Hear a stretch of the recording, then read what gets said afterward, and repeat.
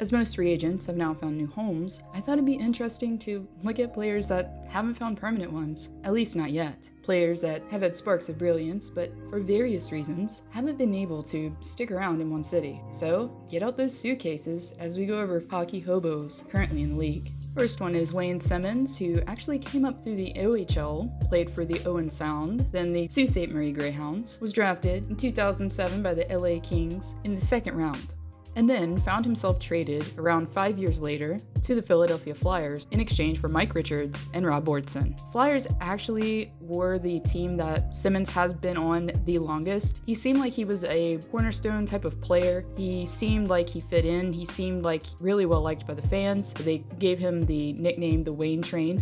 He became the heart and soul of the Flyers team easily. He served as an assistant captain for a while, so he seemingly found that fit. The Flyers seemed like a perfect team for him. They played that gritty type of, grinding style of hockey that Simmonds really plays very well. I also added a quote here from James Van Riemsdyk, his previous teammate, saying he pretty much epitomizes a Flyer. I think he was probably born to be a Flyer with how he plays and what he brings to the table, he says. But nothing lasts forever, and Simmonds claims that he actually learned about the deal when he was sent over to Nashville by watching it on Trade Tracker, so that alone is pretty cringy, watching it on TSN. But fans were really upset to see him go. I remember Jillian Fisher was very upset on Twitter about it, and rightfully so. He was there for a while. The Predators seemed like the right fit. I had him actually in one of my videos going to Nashville because the gritty in-your-face style of game that he plays, and obviously Peter Laviolette's. He had a modified no trade clause at the time, so he was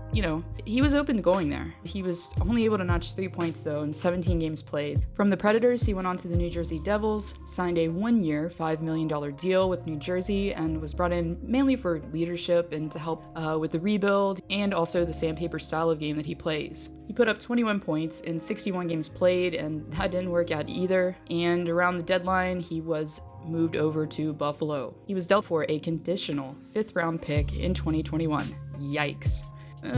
Buffalo didn't really pan out well either for him. It was a rather short stint. He didn't really have a chance to play either. He only played 7 games and only registered 1 point throughout. And as we all know, recently, it became time for Kyle Dubas to grant another childhood dream by enabling Simmonds to be able to play for his hometown team. Made perfect sense as Toronto had limited cap resources and was looking for a cheap, low-risk way just to toughen up their team. Because as we all know, last year, Toronto really wasn't the toughest team out there, but it's looking like they are going to be much tougher this year. Anyways, reasoning for him being a journeyman, in my opinion, looks like it comes down to just decline in production. He was a consistent 50 or 60 point player for Philly, and after his production dipped during that last season with the team, he was only able to record 27 points in 61 games played. But after that, he was and still is a valuable asset to teams that are looking for a power forward that plays on a physical edge and sticks up for their teammates. So I hope Simmonds will find a fit with the Leafs. Obviously, he's been around the league. He's mostly been in the Eastern Conference, but I hope that this will finally be the place that he settles in and retires with. Maybe he can, prove himself and score a bigger contract next free agency. Moving on to the journeyman recently signed is Alex Galchenyuk. Now, who would have really thought that a 3rd overall pick would hypothetically be representing all 4 divisions in the league before his 27th birthday? Just picture that, right? Just a little. It's pretty mind-boggling, really. So coming in, Galchenyuk looked like a stud.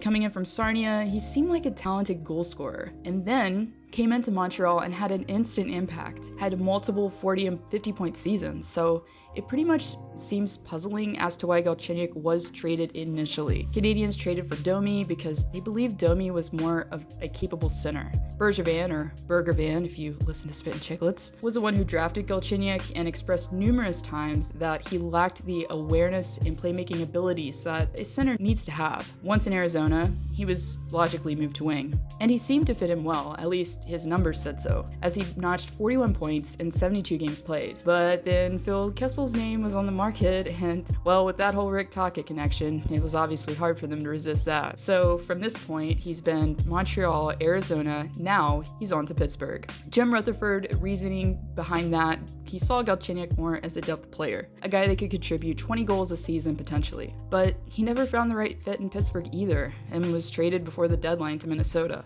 And now he's officially been in, like I said, all 4 divisions at this point. So he only plays 14 games and he registers 7 points, which, but not really enough time to really prove yourself, really. So he enters free agency as a UFA, and then he finds himself another team that wants his services, as he recently signed a 1-year deal worth $1.05 million with the Ottawa Senators. And again, maybe this will work out. I don't know. It's weird because they've just let Bobby Ryan go, and then they're kind of taking in someone also who, needs a little break, and they let go someone that needed a break. So I don't know if this is like their way of maybe riveting the situation, clearing their conscience. I kind of thought about that, but I don't know if anyone has that same take or not. Anyways, and last on the list is Kevin Shattenkirk. He was drafted 14th overall in 2007. As he was drafted by the Colorado Avalanche, he went on to play college hockey with BU. St. Louis really looked like the fit for the guy.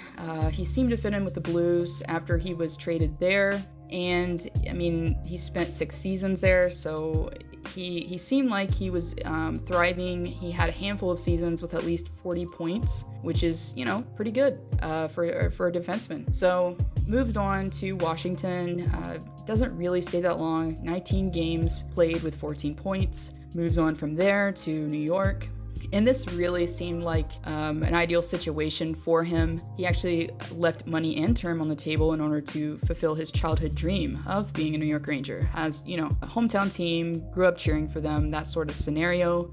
He's ended up signing a 4-year, $6.65 million deal in July of 2017. And things were looking good for him. Like I said, it was a good scenario. David Quinn was there as coach from BU. He made assistant captain, but then he was initially injured during the second week of training camp.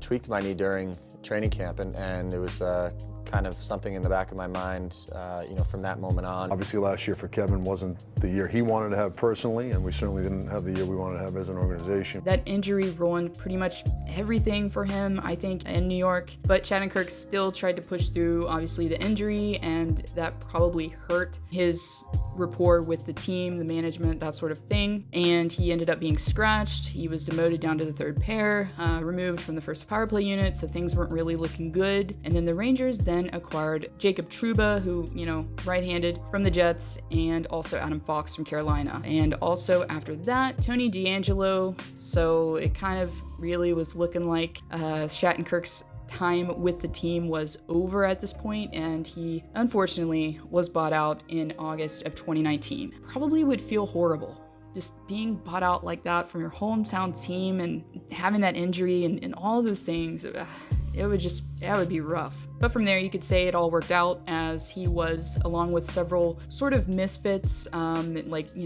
Zach Bogosian was also bought out from Buffalo. So there are a few other cheap, low-risk assets that Tampa acquired, mainly just for a postseason run. They were close to the cap, so he was one of those. He went on a $1.75 million contract, just a short, 1 year, and obviously won the Stanley Cup. So Shattenkirk today is probably not really feeling the effects of the buyout anymore, at least emotionally at this point, because hey, he's got a Stanley Cup ring. But from there, it didn't last long either, as the Lightning let him hit free agency and he moved on to Anaheim, where he signed a 3-year, $11.7 million contract with an AAV of $3.9 million. So I already went over this, I believe, this contract, but this one could blow up. I really hope the best for the guy, genuinely do. I hope he fits in well in Anaheim, but I don't know, guys. This may be a contract that he might be moved around a little bit more. We might see that again, but like I said, I wish him all the best, and